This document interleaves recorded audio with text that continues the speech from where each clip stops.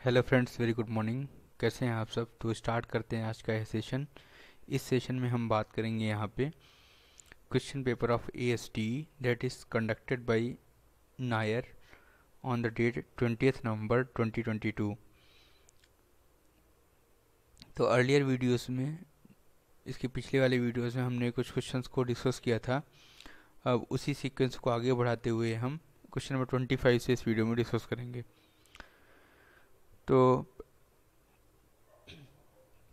आज के सेशन का यह पहला क्वेश्चन है, what will be the resistivity of soil when the electrodes of four terminal measure are placed at a 0.25 meter apart and resistance reading is shown as 700 ohms in measure। Okay, तो इस case में जो पूछा जा रहा है यहाँ पे basically resistivity of the soil. ठीक है, तो यहाँ पे जो रेजिस्टिविटी ऑफ द सॉइल होगी that will be 1.1 kilo ohm meter होगी। कितनी होगी? 1.1 किलो ओम मीटर।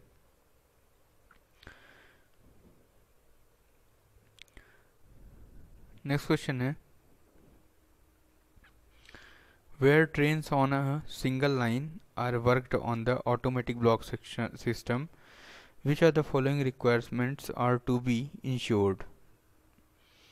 तो जब भी ट्रेन का संचालन है वह सिंगल लाइन पर किया जा रहा है on the automatic block section, तो इस केस में कुछ ज़रूरतें हैं जिनको इंश्योर करना ज़रूरी है। तो वह कौन कौन सी ज़रूरतें हैं, ठीक है, इसके बारे में क्वेश्चन पूछा जा रहा है यहाँ पे। तो यहाँ पे दिया हुआ है सबसे पहला, line clear shall be obtained, बिल्कुल सही है। Direction of traffic shall be established, बिल्कुल सही है। And all stop signals against the direction of traffic shall be placed at on, बिल्कुल सही है। तो यहाँ पे जो है तीनों ऑप्शन सही हैं, तो इसलिए ऑप्शन नंबर 4 जो होगा ये राइट आंसर होगा इस पर्टिकुलर क्वेश्चंस के लिए। ओके, सो नेक्स्ट क्वेश्चन पे आते हैं यहाँ पे, what class of surge protection devices required for electrical and electronic signalling equipments placed indoor और प्लेस्ड इन द फील्ड। तो यहाँ पे सर्ज प्रोटेक्शन डिवाइस की बात कर रहा है, किस तरह के सर्ज प्रोटेक्शन डिवाइस की ज़रूरत है। ठीक है, तो बेसिकली यहाँ पे जो है class D types surge protection device की रिक्वायरमेंट है for electrical and electronic signalling equipments के लिए। नेक्स्ट क्वेश्चन पे आते हैं, what is not true about AC immunised DC line relay QNA1। तो QNA1 के संबंध में क्या सही नहीं है पूछा गया है यहाँ पे। तो यहाँ पे नॉट ट्रू लिखा हुआ है, एक पॉइंट ध्यान देना है आपको, यहाँ पे लिखा हुआ है नॉट ट्रू। ठीक है, तो नॉट बताना है हमको। ठीक है, तो immunisation is achieved instinctively within the relay without any external means, बिल्कुल सही है। Any of front contacts of a relay shall not make the when AC RMS voltage of 1 kilovolt 50 Hz is applied across the relay coil, ये भी सही है। Any of the back contacts of the relay shall not break when AC RMS voltage is 300 volt 50 Hz is applied across the relay coil, बिल्कुल सही है। And a permanent magnet is provided on the core of immunization, ये गलत है। ठीक है, so option number 4 is correct answer for this question। Next है, which are the following AC immunised Q style relay is used as point contactor relay. तो इस case में पूछा जा रहा है कौन सा AC immunised Q style relay है जिसका यूज हम as a point contactor relay करते हैं। ठीक है, तो ये भी काफ़ी अच्छा क्वेश्चन है। तो इसका आंसर होगा QBCA1। So option number 3 that is QBCA1 is the right answer. Next question पे आते हैं, इन रेलवे इलेक्ट्रीफाइड एरिया, ठीक है, what will be the induced voltage in underground unscreened cable, ठीक है, on a single line section for a catenary current 800 amperes and इसी का part भी है on double line section for the catenary current of 1000 amperes. तो यहाँ पे induced voltage पूछा जा रहा है, ठीक है। तो बिकॉज ये डिस्ट्रीब्यूटेड लाइन है, ठीक है, railway electrified area is distributed line, तो इस केस में जो भी इंड्यूस्ड वोल्टेज होगा that will in terms of volt पर किलोमीटर होगा, ठीक है। तो इस केस में जो on a single line section के लिए जो इंड्यूस्ड वोल्टेज होगा दैट विल बी 116 वोल्ट पर किलोमीटर, और डबल लाइन सेक्शन के लिए जो वोल्टेज होगा वह 95 वोल्ट पर किलोमीटर होगा। So option number A, option number 1 is the right answer. Next है what shall be the ratio of the concrete mixture of cement sand jelly chips, ठीक है। तो मिक्सचर ऑफ सीमेंट की बात हो रही है, सैंड और जेली चिप्स की बात हो रही है यहाँ पे। To be use for foundation of full location box, तो यहाँ पे फुल लोकेशन बॉक्स है तो उसका फाउंडेशन बनाना है, तो उसके लिए जो है तो यहाँ पे रेशियोज़ के बारे में पूछा जा रहा है, ठीक है। तो बेसिकली इस केस में जो है जो रेशियो ऑफ कंक्रीट होगा उसमें 1:3:6, ठीक है। तो सीमेंट, रेत और जेली चिप्स का जो मिश्रण होगा वह 1:3:6 का मिश्रण यूज़ करेंगे। नेक्स्ट क्वेश्चन है what shall be the clearance from the bottom of the rail required for ground connection rods of the IRS electrical point machine in RE area, that is railway electrified area। तो इस section में पूछा जा रहा है यहाँ पे जो क्लियरेंस है वह कितना होगा, तो मिनिमम जो है वह 40 mm का क्लियरेंस जो है नेसेसरी है, ठीक है, from the bottom of the rail. Okay, so option number D is the right answer. Next है what shall be the stroke of the point machine used in clamp lock arrangement on 60 kg rails। तो इस case में यहाँ पे अगर stroke की बात की जाए तो जनरली जो है 220 mm, ठीक है। तो 220 mm stroke is the point machine used in clamp lock arrangement on 60 kg rail. So option number C is the right answer for question number 33। Which are the following statement is not true in regarding to the resistivity of the soil. तो resistivity of soil के बारे में कौन सा term जो है तो सही नहीं है। तो resistivity of the soil reduces with the increase in the moisture current of the soil, बिल्कुल सही है, ठीक है। नेक्स्ट है resistivity of the soil reduces with the increase of salt content of the soil, ये भी सही है। Resistivity of the soil increases with the decrease of the temperature of the soil, ये भी सही है।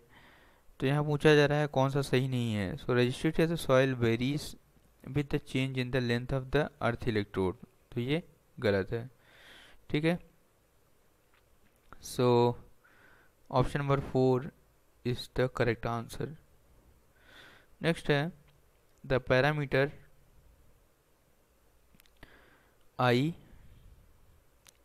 IMP that is impulse current handling capacity is applicable for which class of surge protection device, ठीक है।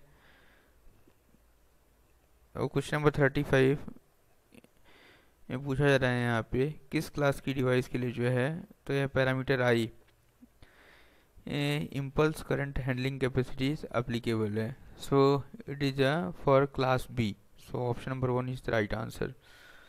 ओके, नेक्स्ट क्वेश्चन है what is the target timing for turning out medical relief van MRV on double exit siding. तो यहाँ पे target time की बात की जा रही है ARME के लिए, ठीक है।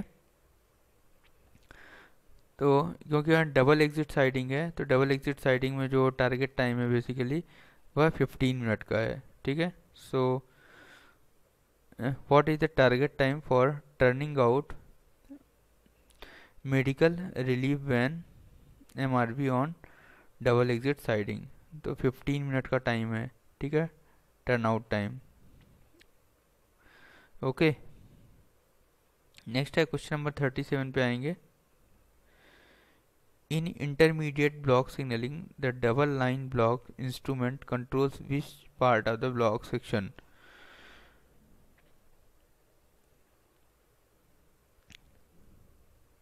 तो इंटरमीडिएट ब्लॉक सिग्नलिंग में जो डबल लाइन ब्लॉक इंस्ट्रूमेंट होता है, that which part of the block section controls? So section lies between intermediate block signal and home signal of the advanced station, including block overlap in the direction. So option number 2 is the right answer. Next question है, what is the block overlap to be provided for intermediate block signaling? तो intermediate block signaling के लिए जो है तो block overlap कितना provide किया जाता है? तो ब्लॉक ओवरलैप जो होता है वह 400 मीटर का प्रोवाइड किया जाता है for intermediate block signalling. So option number 4 is the correct answer. Next है, what is the purpose of gear reduction in the IRS electric point machine? तो गियर रिडक्शन के पर्पज के बारे में पूछा जा रहा है यहाँ पे। So basically it is to reduce the transmission in order to increase torque, ठीक है, स्पीड ऑफ ट्रांसमिशन को रिड्यूस करने के लिए, जिससे कि टॉर्क जो है इंक्रीज हो सके। This is the purpose of gear reduction. Next है क्वेश्चन नंबर 40 पे आएंगे। What is the pickup current and voltage of 9 ohm QTA2 relay? ठीक है, 9 ओम QTA2 रिले का जो पिकअप करंट का वैल्यू है और जो वोल्टेज का वैल्यू है, ठीक है, उसके पिकअप करंट और वोल्टेज का वैल्यू है वो पूछा जा रहा है यहाँ पे। तो इसका आंसर होगा 140 मिली एम्पियर एंड 1.4 वोल्ट, ठीक है। This is the pickup current and voltage for 9 ohm QTA2 relay. Next है क्वेश्चन नंबर 41 पे आएंगे। Which are the following will be considered as a non vital input in application design of electronic interlocking? देखिए EI के बारे में पूछा गया है यहाँ पे। तो बेसिकली कौन सा है जो कि नॉन वाइटल इनपुट के रूप में कंसीडर किया जा रहा है यहाँ पे इलेक्ट्रॉनिक इंटरलॉकिंग के लिए, ठीक है। तो point position indication, that is WKR, ये तो काफ़ी इम्पोर्टेंट है। सिग्नल एस्पेक्ट इंडिकेशन, ये भी इम्पोर्टेंट है। और ट्रैक डिटेक्शन इंडिकेशन, ये भी इम्पोर्टेंट है, ठीक है। पैनल बटन और नॉब और की कंट्रोल और video command, that is GN UN WN, ठीक है, ये इम्पोर्टेंट नहीं है, ठीक है, for electronic interlocking. So option number 4 is the correct answer for this question. Next है, what is the purpose of relay Z1UR1 in seismic route relay interlocking? तो Siemens RRI में जो है यहाँ पे अगर बात करें तो जो रिले Z1UR1 है उसका पर्पज पूछा जा रहा है। So basically it is use to check the route initiated for the main line और फॉर द डाइवर्जन, ठीक है। तो रूट इनिशिएशन होता है फॉर द मेन लाइन और डाइवर्जन के लिए, तो यहाँ पे बेसिकली रिले Z1UR1 को यूज़ किया जाता है इन सीमेंस RRI में।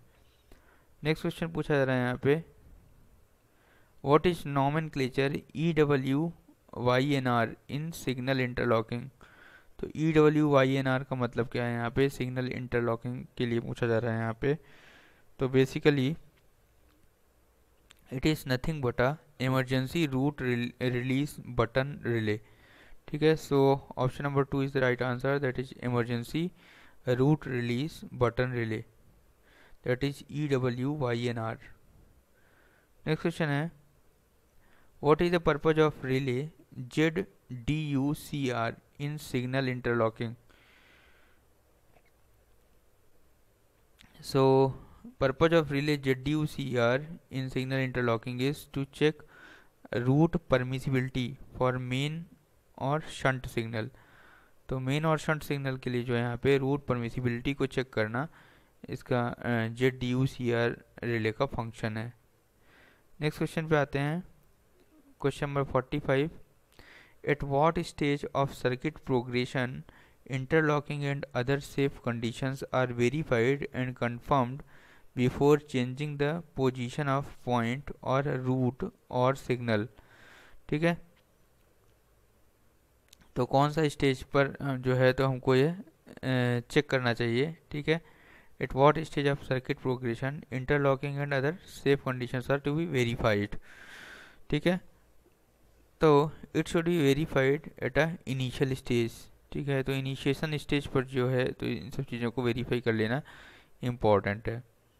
नेक्स्ट क्वेश्चन पे आते हैं, what shall be the capacity of battery bank for the load of 30 ampere, required backup time is 8 hours and permitted depth of discharge is 70%।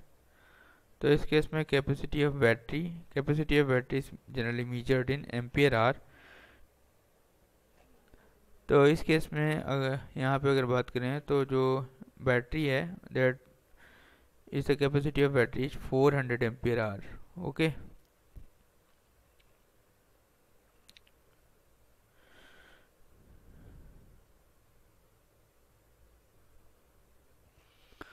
Name the relays used to prove the sequential occupation and clearance of track circuits and release of the route after passage of train. ठीक है,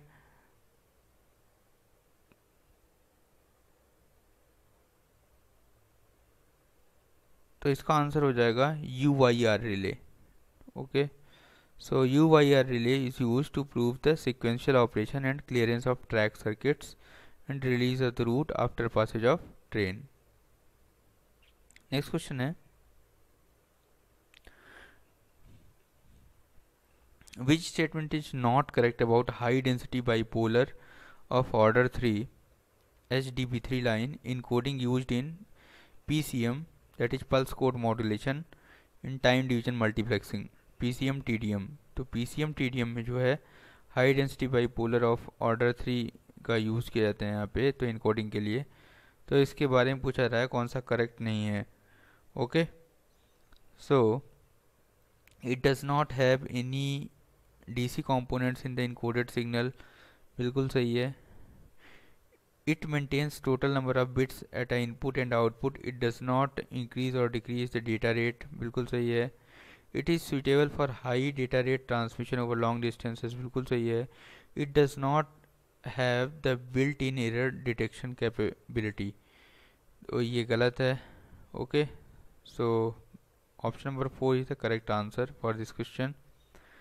next है, which frequency bands for very high frequency communication is allotted to Indian Railways to be the wireless planning commission।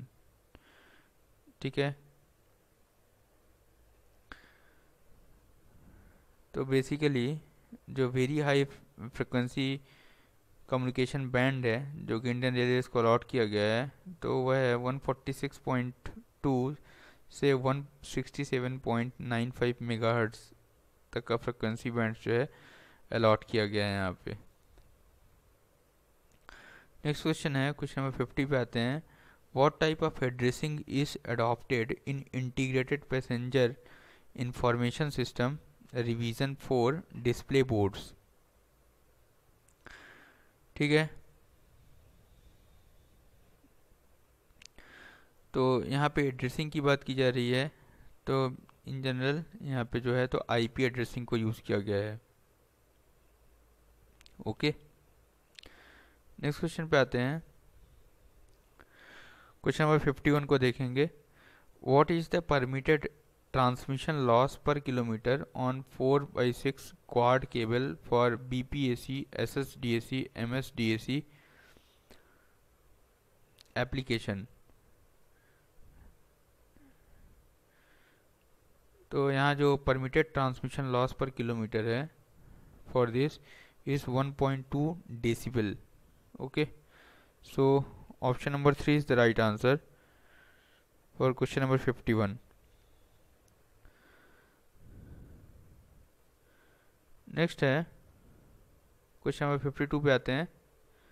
In GSM network which sub systems will carry out inter-cell handover process when mobile phones are present in different cellular areas। तो GSM system में पूछा जा रहा है कि कौन सा सब सिस्टम जो है तो that will carry out inter cell handover process को कौन सा सब सिस्टम जो है तो करेगा जब मोबाइल फ़ोन से आपका दूसरे सेलुलर एरियाज़ में होता है, उसका नेटवर्क दूसरे सेलुलर एरियाज़ में होता है। ठीक है, तो काफ़ी अच्छा क्वेश्चन है। तो इसका आंसर होगा दैट विच बीएससी, ठीक है, and MSC both will control. ठीक है, so base station controller and mobile service switching centre जो होते हैं, ठीक है, they will carry out inter cell handover process when mobile phones are present in different cellular areas. ठीक है, जिससे आपका कॉल जो है डिस्कनेक्ट नहीं होगा, है ना, और आपका जो ड्रॉप आउट रेट है वह डिक्रीज होगा। नेक्स्ट है what is a true about synchronous digital hierarchy. तो सिंक्रोनस डिजिटल हायरार्की के बारे में क्या ट्रू है ये पूछा गया है। ठीक है, तो it is the time division multiplexing technology, yes it's a TDM technology. So SDH जो है बेसिकली सिंक्रोनस डिजिटल हायरार्की वह टीडीएम टेक्नोलॉजी पर बेस्ड है। नेक्स्ट क्वेश्चन है how many even can synchronous transport module level 4 STM4 accommodate. तो यहाँ पे पूछा जा रहा है कितने जो है तो इवन जो है तो इस STM4 में अकोमोडेट हो सकते हैं। तो बेसिकली देयर आर 252 इवन, ठीक है, 252 even can accommodate in synchronous transport module level 4। okay, next question है what type of circuits is adopted for wayside control communication on Indian Railways। so this is the omnibus circuit,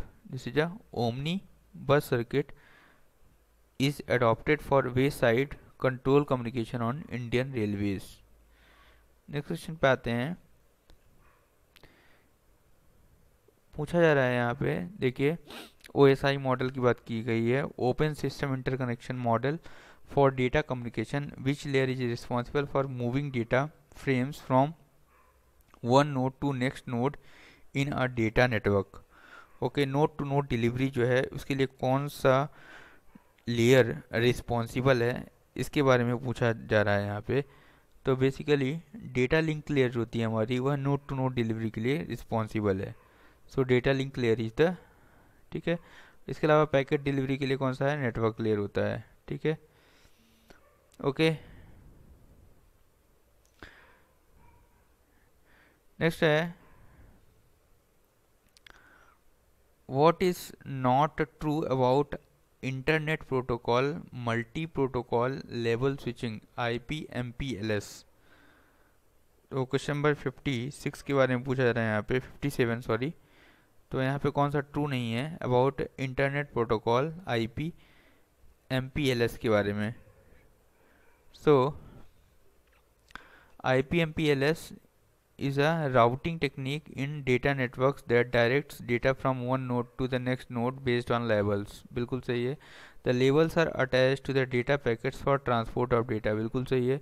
The labels identify the established path between endpoints। बिल्कुल सही है। It cannot encapsulate the data packets of different network protocols।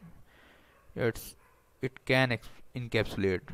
So it is the correct option for this question। Next है question number 58 पे आएंगे। Which signalling protocols have been specified in voice over internet protocol phones on Indian railways. तो VoIP में जो है तो कौन सा सिग्नलिंग प्रोटोकॉल को जो है तो यूज़ किया गया है, यहाँ पे पूछा जा रहा है। तो basically it uses SIP, that is Session Initiation Protocol, and H.2323, that is Multimedia Conferencing Protocol। तो SIP और H.323 को जो है तो इसमें यूज़ किया गया है, ठीक है, वॉइप में। नेक्स्ट है क्वेश्चन नंबर 59 पे आते हैं। Name the strategy use to partition in a single physical data network into more than one logical subnetworks। तो कौन सी स्ट्रेटेजी को यूज़ किया गया है यहाँ पे? सो there is a subnetting, okay, so subnetting is the strategy that is used to partition a single physical data network into more than one logical subnetworks। Question number 60 पे आते हैं। so what percentage of the route length should be provided as a contour allowance for optical fiber cable। तो optical fibre cable के लिए यहाँ पे जो है पूछा जा रहा है, ठीक है, percentage of route length that should be provided as a contour allowance. तो generally 2.5% of the route length. So option number 2 is the right answer for this question. तो इस तरह से जो है तो हमने टोटल इस पेपर के 60 क्वेश्चंस तक के जो क्वेश्चन है उनको रिव्यू कर लिया है। वीडियो अगर अच्छा लगे तो प्लीज़ वीडियो को लाइक करें और थम्स अप दें, और साथ में फ्रेंड्स सुपर थैंक्स का ऑप्शन इनेबल है, तो आप जो है तो इसमें कंट्रीब्यूट करें, इट्स वॉलंटरी। और साथ में अगर चैनल की मेंबरशिप बनना चाहते हैं तो ज्वाइन बटन पर क्लिक करके जो भी नेक्स्ट फॉर्मेलिटीज़ है उसको फुलफिल करें। Thanks for watching this video, have a nice day.